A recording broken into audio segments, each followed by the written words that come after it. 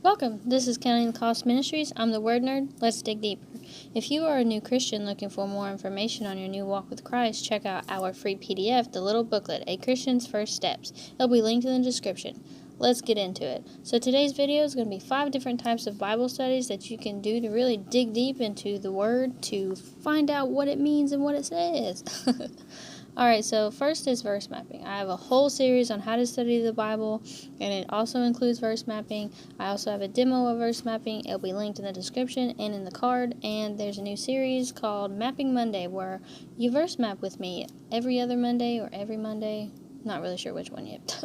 But verse mapping, what is it? Bible verse mapping is a way to study a particular Bible verse or passage by picking it apart and analyzing the different words and themes and history behind the verse. Bible verse mapping helps one to really dig deep into a verse to better understand the meaning behind it. So that's what verse mapping is. So the next one is a word study. So a word study is to get a greater clarity or insight of the word.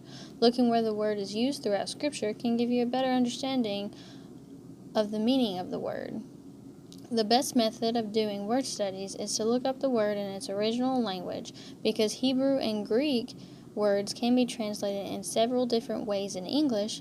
When you're searching for the Greek term, you'll find the English words used, and therefore can gain a greater understanding of its meaning depending on the context that word is used. So I really like words because I'm the word nerd, so yeah. Okay, let's get to the next one. So the next one is character or a place study. So a character study is a study of a person or place in Scripture.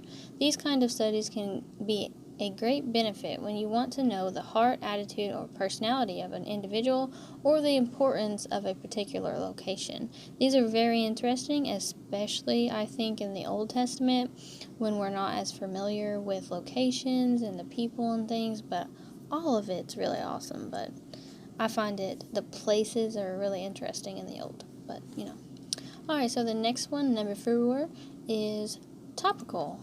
A topical study is a study of topics.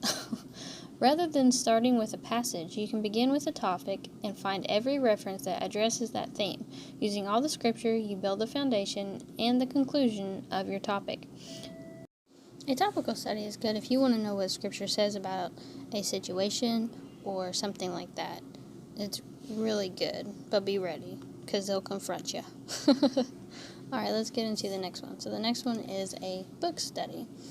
Studying a book is simply walking verse by verse through the book in order to understand what the author is saying. You look for parallels, contrasts, and a host of other things. Working through a book systematically helps you understand its context. Context is critical when it comes to a Bible study. So that's the 5 different types of Bible study, and I will be uploading examples or demos of all of them very soon, so stick around for that. This is Counting the Cost Ministries. I'm the Word Nerd. Follow me on Instagram to see what I'm doing on a regular basis, what I'm studying and whatnot, and I'll see you in my next video. God bless.